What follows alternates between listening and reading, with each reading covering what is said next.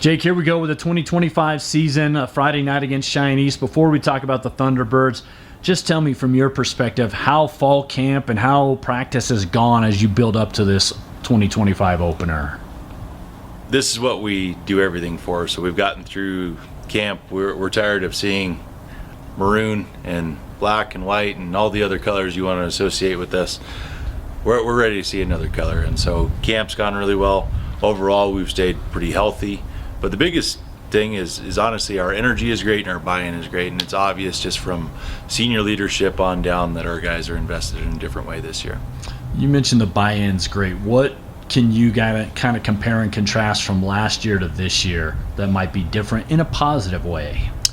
One thing me and the seniors came up with, something that we kind of stole from the University of Wyoming, is the Code of the West, and so we've come up with the Code of the Plainsmen.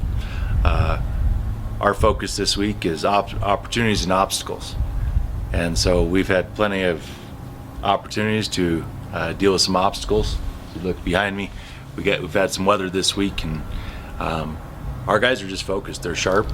We've been in and out with lightning and rain, and it doesn't matter where we go. The focus is there. The mentality is there to get done what we need to, and when we have the opportunity to get outside, our guys are ready to roll. And so nothing against last year's group, but I felt like we were having to reinvent a whole lot of things from the mental standpoint, from the focus standpoint, and this group is just ready to get it done. How do you characterize this group this year? I think they're gritty. I really do. I think they're really, really gritty.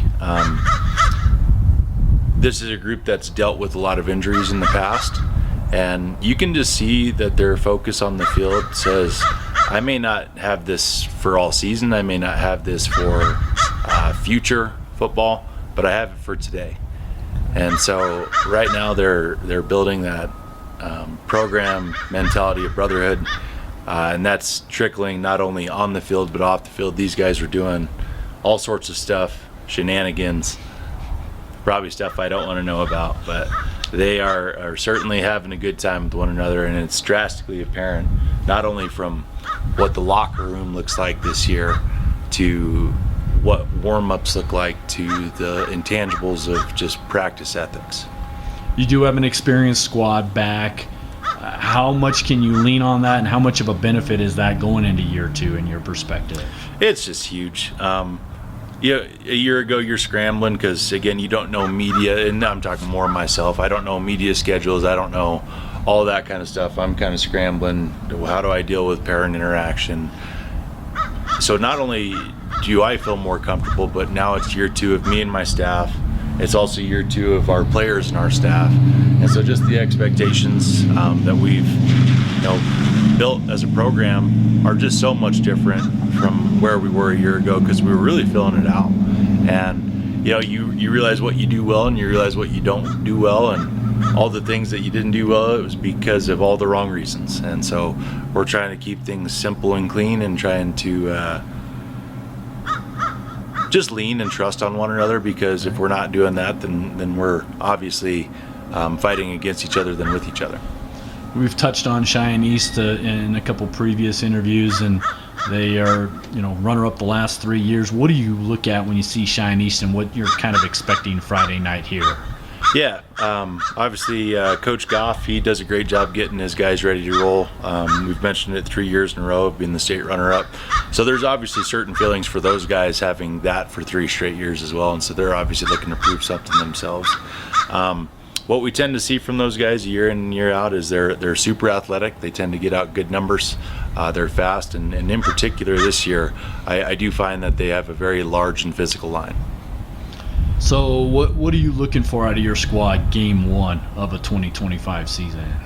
I think no different than kind of maybe what our focus was a year ago, in all sorts of ways. We talked about being mentally strong, and we, as we mentioned, our Code of the Plainsmen focus of the week is opportunities and obstacles. East has certainly been an obstacle in Laramie's way for a long time, and we have the opportunity to host a home game here. Our guys are excited. It's the first week of school, so there's kind of a buzz from the student body. Interpretation kids are coming in asking how Friday night's going to go, telling us that they're going to be here. And Yeah, they're certainly the perennial runner-up for 3 years in a row. But these guys, they're ready to roll, and it doesn't matter who the opponent is. You do have a blackout. I'll finish with that. What's kind of the impetus behind this blackout Friday night? Yeah, pretty fun actually. Sometimes you just happen to take a certain job at a certain time and reap the benefits of it. So we had the opportunity to get some new jerseys this year, and so we're really excited to show our new home black jerseys. And between our head coach of the cheer team and those guys are obviously doing a fundraiser for it as well, and they're trying to get the student body involved. And Toyota of Laramie, they're engaged in all of it as well. And so I'll tell you, Mr. Wagner, he's done nothing but be supportive of us and help us out in those ways. And again, it's just kind of fun when you get the opportunity to see something new and kind of find a new maybe mentality or I guess maybe a new focus in general, and kind of wipe the slate clean of maybe what people would expect of us in the past. Well, Jake, appreciate the time. Wish you best luck this year. Thank you.